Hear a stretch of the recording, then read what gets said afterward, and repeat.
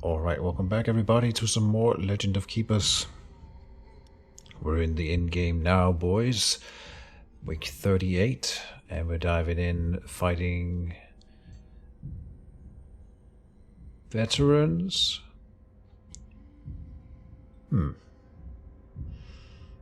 Yeah, I don't want to... The guys over here have a rest room and they're higher difficulty. Meanwhile, over here we get a disaster room. They don't have a rest room and low difficulty.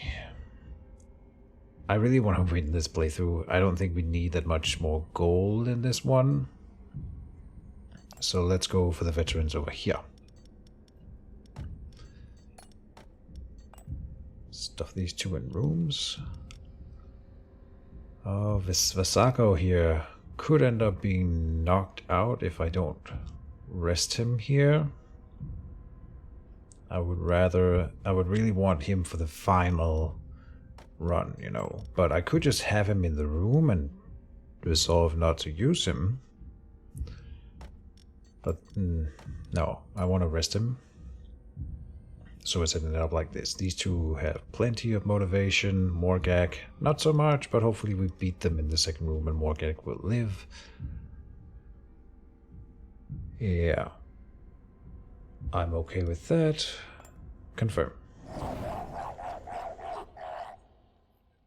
Oh. Now what do we get? Oh, what are you? A dragon knight. I don't think I've ever seen this thing before. Interesting. Yeah. Center attack. This is definitely a new character. I'm panicking. Don't panic. Physical damage to the middle even. I've never seen that before. Damage is increased by 50% if the target's fire resistance is positive. He deals physical damage, but if the target's fire resistance is positive, he deals extra physical damage. What a strange mechanic. So he likes slaying dragons, obviously, so that's kind of the thing. And all my guys have high fire resistance. And he hits the middle character. He applies vulnerable to the monster with the highest fire resistance at the start of each fight. Damage dealt is increased by 25% per penalty applied to the Dragon Knight. What an enemy. Gildas. Okay, and he himself has high fire resistance, high armor, and high air. Low ice resistance. I wonder if this passive can switch around. This feels like a champion, although it is clearly not. It would have a different helmet here, and it also wasn't a champion fight. Just strange. Okay. Nature damage to the front from this chateau. Flying poison, and he reduces morale losses, which is fine. And then we got an ice attack to the back line. Applying elemental weakness, dodges the activations of the first trap, and he lowers penalty durations. This here, damage dealt increased by 25% per penalty. I wonder if this is per penalty stack or per different penalty. That's a major difference. I would say that this, as per the wording, this means that if you have one stack of 10, it'll still be only 25, but if you have two different penalties with two stacks or whatever, then it's 50% more, right? And I do a lot of penalties, so that's kind of scary. We don't really do ice damage. So yeah, fun. Okay. And high damage, by the way, but so they're all doing really high damage here. This could be where we die. Do I have anyone who does not have positive fire resistance? I do not. Glorious. Yeah, I'm so fire focused. Wow. Now this guy has negative fire resistance, and we can do fire damage to him here. That's nice. Or we do area ice. I'm not even sure that I should fear him the most. Probably should. He's definitely scary, but if I could take out like the backliner here, that would also be really nice. So maybe that's what we're focusing with the big attack here, doing 216 plus 5%, is going to take him very low. This guy can do fire to the back line as well, and this does fire weakness. He has positive armor, and positive armor, so the succubus's attack would bounce all the way through the line. Alright, and any other way to hit the back line that would be nature damage? Yes, we can hit him with nature as well. So maybe that's the play here, is just to try to take out the Hellbringer in the back line here in the first fight. Let me see if I can set that up. So nature damage to the front. That would be you. Ice in the back line. Oh boy. Are you going to survive this attack? Yes. Barely. He also had a thing, applies vulnerable 3 to the monster with the highest fire resistance at the start of each fight. Okay, so we gotta watch out for that. That'll be one of these two. Interesting. I think here it doesn't really matter how I set it up. These two, no matter how I move them around, they will both be one shot by the enemies. Which is interesting because the Hellbringer here goes before any of them, right? So I would want someone with higher speed in the background. He's got 95. We can go 120 here.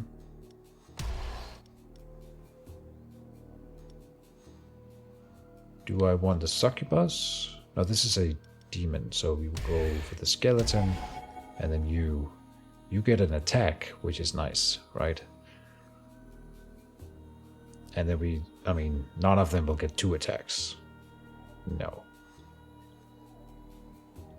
Unless you can live through the first shot of the Hellbringer. Can. Okay, so the Ghost here might even, or the Dark Makers or whatever it is, will get 2 attacks. It can do area air. That's okay. Yeah. And then when it dies, they all get a elemental weakness, which can be helpful in the coming rooms. So that's fine. This is a very rough start to this dungeon. So, yeah. Oh no, I missed a thing. Haha. Did you see it? I missed a thing. You are not going to, or she is going to get a turn because of the pocket mirror. Right. So is that better? That will do more damage to the backliner, yeah. And apply burn.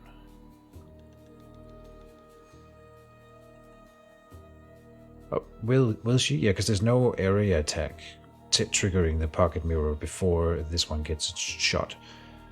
So she will get an attack off. So then that is the better play. It'll do more damage to him, and we want to sort him out quick. Before the second room, hopefully. Right, because then we can do fire damage to the backline here as well. Perfect, yeah. So the Hellbringer will either be very low on health or dead by the time they reach the final room. Good. Okay. With that out of the way, we could do Portal of Power. Polar Portal. I always called it the Portal of Power. Polar Portal. But I do want the Bacamic Eye activated. That's going to boost his attack, so maybe not. Only his attack out of the 2.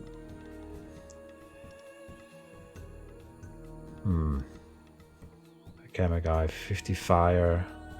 He's got 75 resistance. It would hurt the shadow quite a bit. My master's fire resistance, just for reference, is positive. And he does physical, which is one of my lower resistances. In middle. And I have an ice attack though, so I will kill him with the master. We are going to live. I would like to not have my creatures lose motivation in the second room though. It doesn't really matter for these two though. It will matter for Morgag, but maybe we just don't field Morgag and then everything will be fine. I think we go Cursed Prism here. Or Polar Portal, like I said. Just to hurt him the most. Okay. Does anyone here not have positive fire resistance? In fact, the skeleton soldier here is very good against him. He's got high armor and negative fire resistance. Okay. Yes. You go there. So then we're not fielding Morgak, which is fine. In the front we want nature resistance, that's you, and then like this. There's a chance that they don't make it past this rumor then, I think. Good.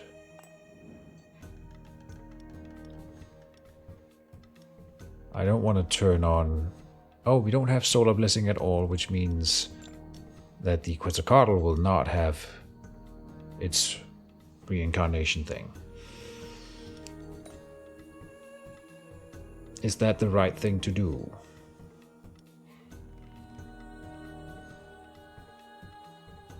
I think so.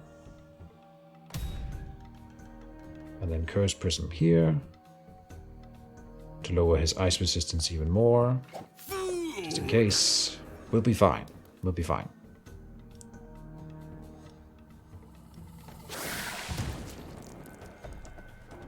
Yeah, more than 25% of his health there. Good.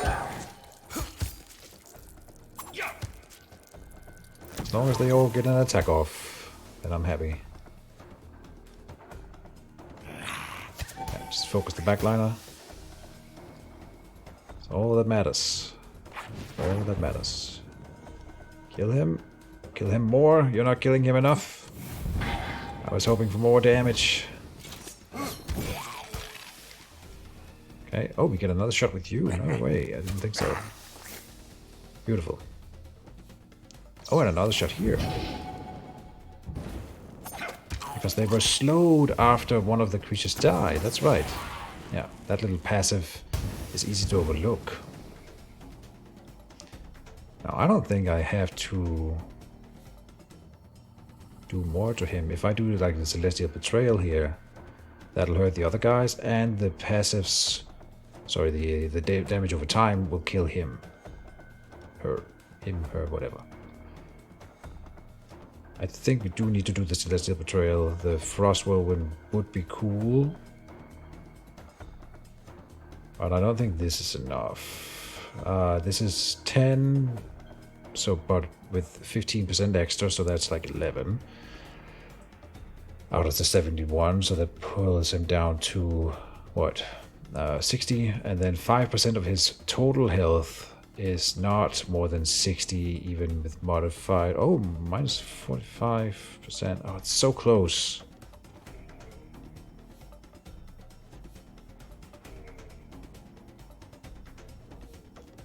%5 of 800 and 864. We can do this. So that you move the comma once. That's 10%.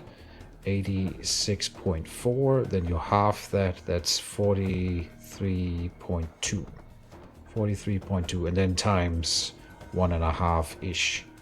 That I don't think that does make 60. I think, huh? And if nothing else, then the pocket mirror would kill him. So I don't think I have to do this Celestial Betrayal at all. Let's do this. Let's see if I'm right. Beautiful. What's your nature resistance? Oh, not that high. Okay. So either 50 nature damage straight up, applying nature weakness, which doesn't matter, or swarm of mosquitoes, which does 40 physical first, and then let's see, the poison is going to be 50 poison damage as well. Oh, okay, so this is more damage. This is the same amount of nature damage, but with a little bit of physical damage as well. Oh, but that's a penalty applied to him. Both of them are, I suppose. Right, so that makes him stronger.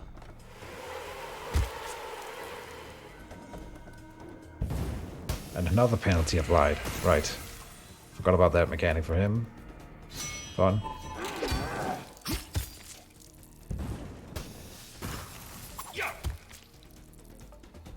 That hurts my feelings.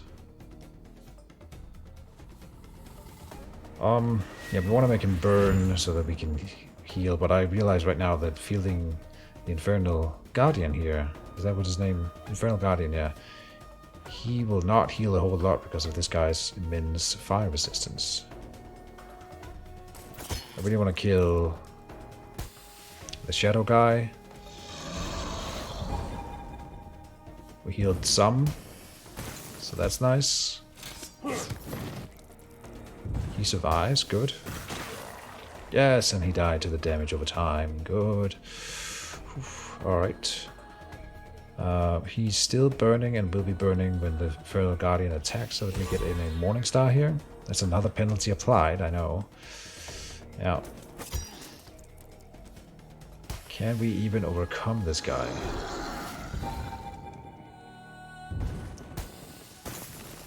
He's going to kill the skeleton soldier, but he didn't.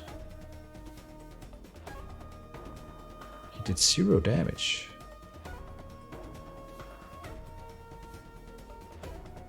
Strange. I wish I could pause the video and go back and look. I'll probably forget to do that, but what just happened? I don't think I can figure that out. Maybe he had a buff or something that... Oh no, he has 100% armor. Are you kidding me? Because he's got an enhanced armor from a random buff. And that makes him completely immune to this guy's attacks. I don't think I've ever seen anyone have 100% of a resistance before, so this came as a shock to me. Super cool. Haha, get wrecked.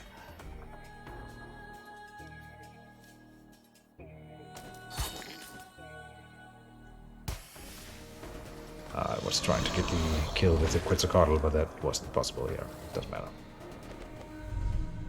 Wow.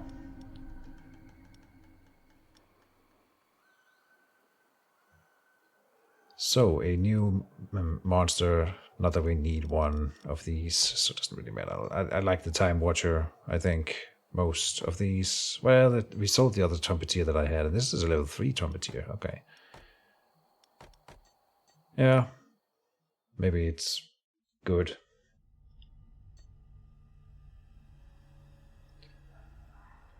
Merchant or Doctor? I guess Merchant, because the Doctor is literally useless. What is this? A bag of Aeolus. A bag of air. Doing air damage and slowing the enemy. For 123. Business trip or plunder. We got collectors. I think we don't want to do a business trip right now. Sometimes they're gone for more than 12 weeks and then they're never going to make it back. And we don't really need the tears, the blood, maybe, but maybe not. Plunder can sometimes give us some cool bonuses for the next dungeon or something, though. Yeah, like upgrade a trap would be cool and gain money. Let's upgrade a random trap. Find an artifact. 100% chance to upgrade a trap and only 35% chance of an injury. Your volunteers have forced an engineer to make a trap for them and serve as a guinea pig for the trap. Test results are highly conclusive. They have even brought a researcher back who has been spared in exchange for a trap upgrade. During the plunder, Tuka was hurt and will rest for 3 weeks. No big deal. And then the prism was upgraded to level 4, which is going to be very expensive to upgrade a trap to the final stage. So that was a nice pickup. It only gives it another turn of elemental weakness, but you know, maybe that's good. It's definitely good. Collector seems a little bit irrelevant, like we would get money, but what would I spend the money on? Oh, this is week 43 champion. I'm not sure if anything comes after this champion, though. It looks like it's the final one, but there might be more. I'm not doing anything at the engineer.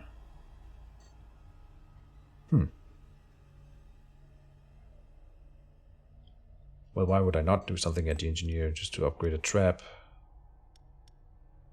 Maybe the polar portal to the next level. Oil cauldron.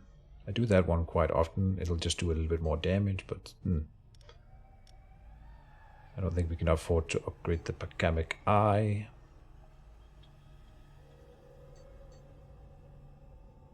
It seems risky, but I have a lot of regen, right? And it'll cost me, is it 10% of my life or something, or 20% maybe even, which is, we won't heal back in those 2 weeks. We won't heal it back. So it feels like it's a mistake to go for the collectors. So we'll just upgrade the polar portal. No, there is more. Okay. Huh. But we're forced into another champion fight. I was thinking about, like, in between episodes here, that it would be kind of cool if, like, I guess what I'm getting at here, what am I trying to say? Like, it would be cool if it showed you what champion is coming. Because part of this game is kind of like getting prepared to fight a specific enemy. Would be like you have some prep time instead of it just being random without any prep time. It would be a different kind of game if we had like ways to prep ahead. Just when you can see it down here, take some precautions if you knew specifically which champion came along. Maybe not. Maybe it doesn't make sense. I don't know. Good morals. Oh, he had an adult magazine, that guy. So we can confiscate it or permit it. I'll confiscate it. So he cries a bit, that's fine. Week 43, week 45. But we get a champion here and they have a resting room and there's not a disaster room. It's maximum difficulty. That's going to be a tough one. So who can I pull out of room 1 to get in Vasago? Resting him was the right call then, that's nice to know. We want him in.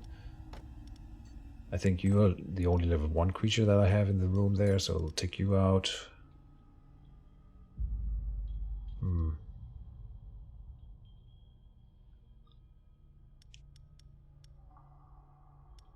I guess I didn't feel a spirit in the previous invasion. I didn't even notice that. Huh. I did these two together, 2 skeletons. That's an oversight.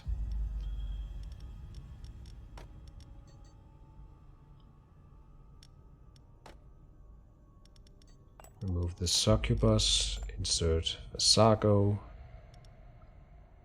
This skeleton here has 80 health now compared to the bull of 120. Maybe he's better than the skeleton archer.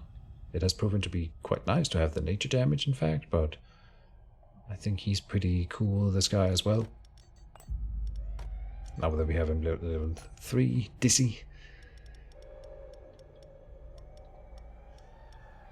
So all my units here are level 3.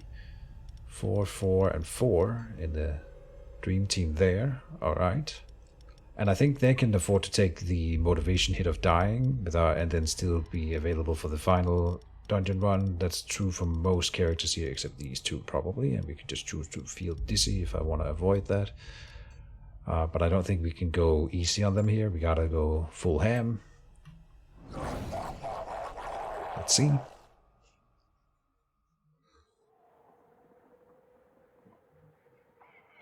And knight. No, this is the champion. The Huntress. Oh boy. Huntress is such a tough champion. She is... Well, let's go through her abilities here. She attacks the back line with physical damage.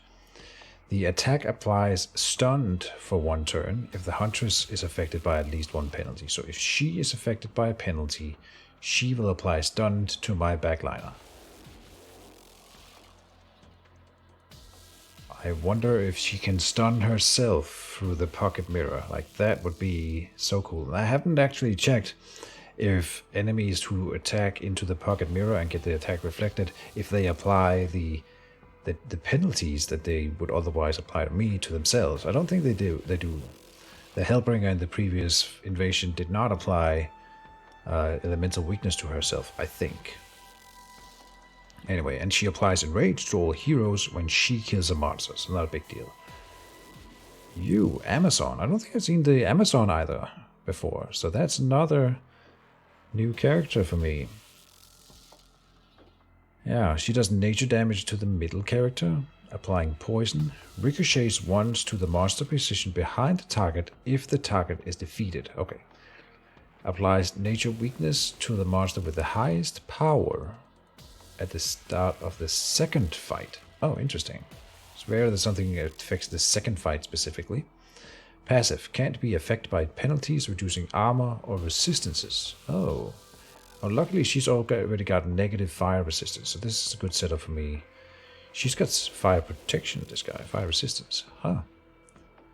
Okay. Negative armor. In all fairness, she's fairly bad resistances overall, I would say. But fire, of course, is important for my specific dungeon here. High health. They all have 1,000+ health. And then the knight is the frontline hitter with physical, applying bleeding, getting enraged for everyone, and his armor is increased by 30. He has 100% armor. I do think I've seen that on a hero before. And that... oh boy. Alright. I don't know what the strategy is here. This is tough, man. Imagine you had an armor-focused build or something. Like a physical build. Wow. But the most of that time, then you would also be doing bleeding at least, which bypasses armor 100 by... It's not modified by armor, at least, so that's nice. But hitting into 0 damage, yeesh. Physical front, nature, middle, and physical back is also kind of rough. They have negative ice resistance. And we don't get through this trap room without applying a penalty to her. So, what we could infer from that... Oh boy, is that she will always apply the stun. They have a rest room here, the Fountain of Youth, which heals them for 15% of their maximum life. That is not great. This guy has high fire resistance. And at least positive armor, so his succubus attack would have bounced 1, but I don't think we have a succubus, no. Okay, I'm sitting here really overanalyzing this maybe, but I don't know what to do. I am scared. Like, the Polar Portal will do a lot of damage. Frostbite 3, but applies 1 additional stack if the attack's ice resistance is negative, which it is on these 2 guys. And that'll apply, you know, it's 20% of their health that it's going to take away, modified by their ice resistance on top of that. That seems like it would be a fairly decent play. Her, she doesn't really care, but she's going to die to my 2 Infernal Guardians at least. It's either that or the Pacamic Eye, but they are in fact benefiting quite a bit from the Solar Blessing. So I'm not super keen on activating that. Let's do the Polar Portal.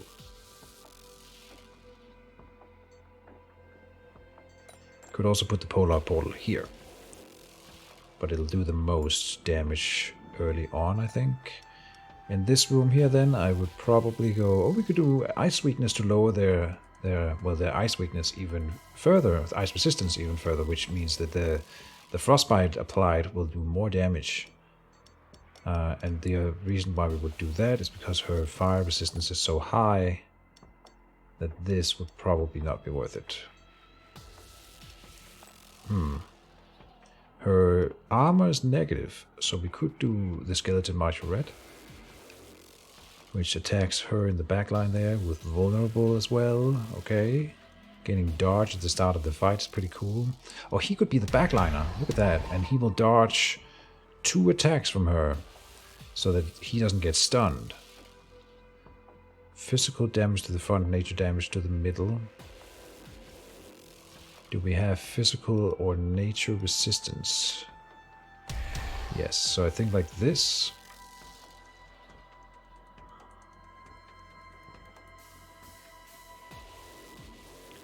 This one applies nature weakness to the monster with the highest power at the start of the second fight. Right.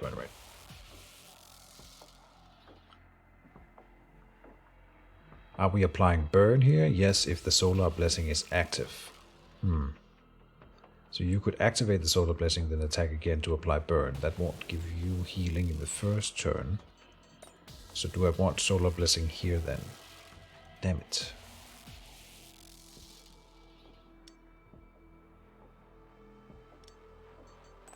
Am I doing the right thing? We do want this spirit on the field, and we want the Infernal Guardian, and I think the Skeleton Majorette is better than the Skeleton Makers here.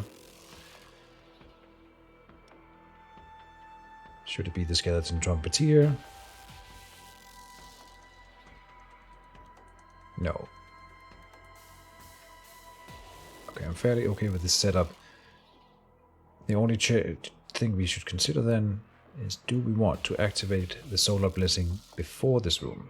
Let's see, she goes first, doesn't stun anyone, then Skeleton Majorette hits her. We do the Area Fire, activating Solar Blessing. Then they go. He goes. Next turn we will apply Burn to everyone. I think it's okay to do it like this. Can't be affected by penalties reducing armor or resistances. Right. So his fire weakness application will not affect her. The spell here, probably the Frost Storm thing hitting him. And then they heal, which is super annoying, but there's nothing I can do about it. And then we'll hope that I need to kill at least one of the heroes before they get to the master, otherwise we are going to be boned.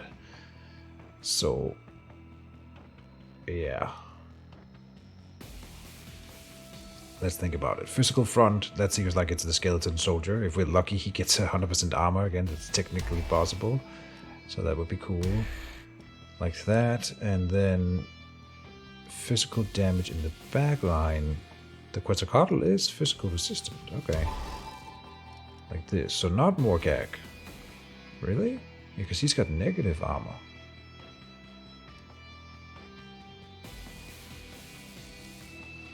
It's going to be stunned most of the fight here. But my Infernal Guardian will murder the middle character. That'll happen in the first room and it'll happen here. So she should die in this room. With a bit of luck, he becomes immune to the physical. Well, and that could happen throughout, which there's only physical characters remaining. But then he gets stunned. If they clear the other two, she would stun him eventually, and then he's just going to be stun locked forever. So that doesn't really help me. Oh, and we deal physical damage from here, and that's going to do nothing to him. So, is that really what I want to do? Do I really want to play you? He can still do the bleeding, and he can hit him. No, he can't hit with the third attack there, because that will transfer the damage dealt to him to the next character, and he's going to take 0. We can apply the bleeding every turn, and that's the best we can do. So if I wanted to feel something with armor instead, that would be the bull.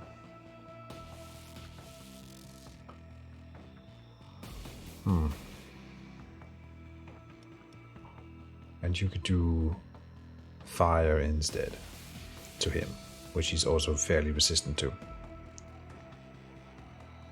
Yeah, in fact, it won't do more damage than the bleed would from him. So I think I accept this outcome. And then here,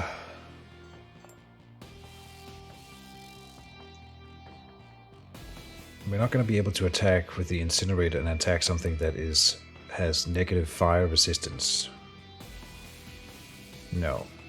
But we could do the Cursed Prism to lower his ice resistance even more, and then I can do the ice attack every round.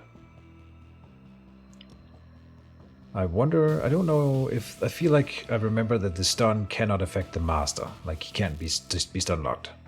Pretty sure.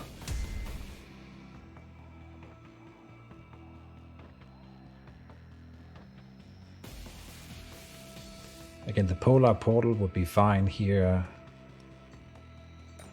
And then I could do the Pakamic Eye up there.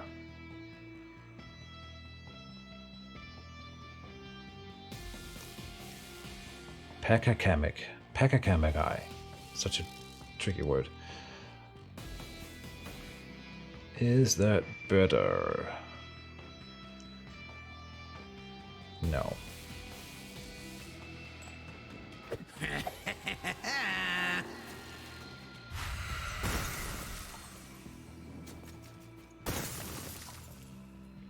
look at the damage that this thing is doing. And then we can lower their ice weakness even more. That was what I wanted to do. Yes, let's do it. So then they take even more damage from the frostbite. The two that got affected by it. Yeah, that's the dodge. And we will go for the baton throw here. That bounced the vulnerable to the middle character. That's really cool. Here we activate the solar blessing.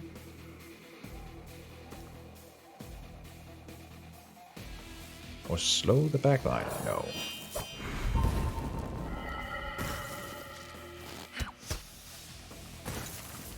Ooh, that did a lot of damage. Oh boy.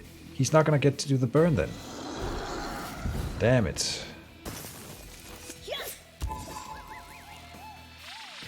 That hit him. Wait, what?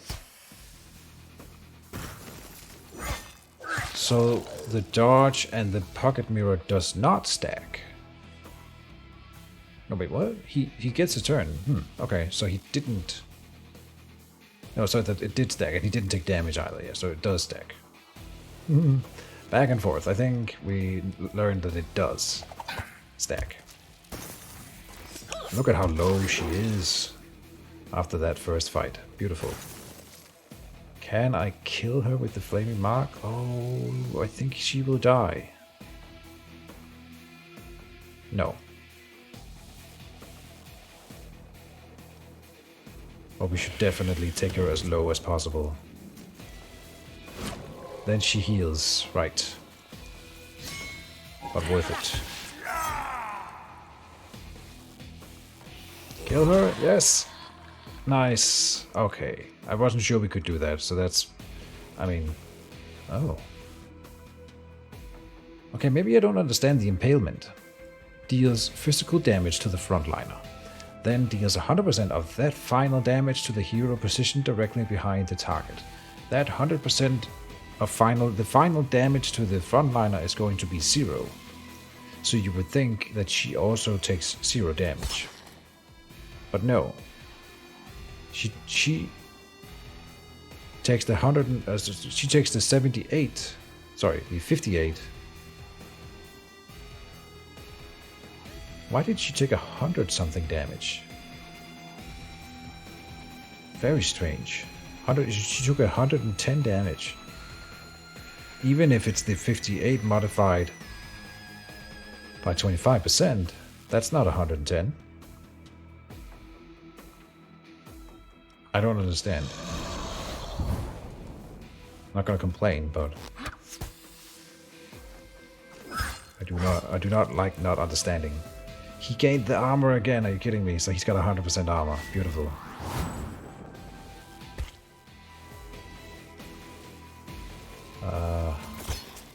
Make him bleed. That bounced the bleed as well. Nice. He heals back to full, and they can make skeletons bleed, and skeletons bleed in this game. Don't question it. They just do. We'll do Morningstar. Try to get the kill with the Quetzalcoatl next turn here.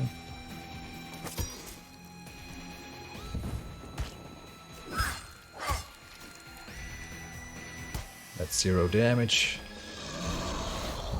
And he lives. Beautiful. So the Quetzalcoatl will take the kill. Nice. Easy game. Don't know what I was so worried about. We can get the mouth shutter, which I've never run this one. But I can see why it could be good. It applies Silence 5, which makes heroes unable to use skills. And I could suppose that there would be some champion skills that I would really want to suppress, like that stun, for example, right? So maybe this is the one I should pick, since I don't want the Jupoku. And the artifact here does what? Monsters placed at the back perform an additional attack, but lose 20 speed and starts fights with minus 50% of their maximum life. That is really cool. And I wish I could see my other artifacts then while I'm picking this. But we can't. I think I'll take the mouth shutter, and we can just use it if it's good. If we want to silence some skills. I don't know what that would be. But better to have it and not need it than to need it and not have it. And that's the end of that episode. So the next one will be the final one, surely. I hope you guys enjoyed the fight against the Huntress. See you tomorrow, and bye-bye.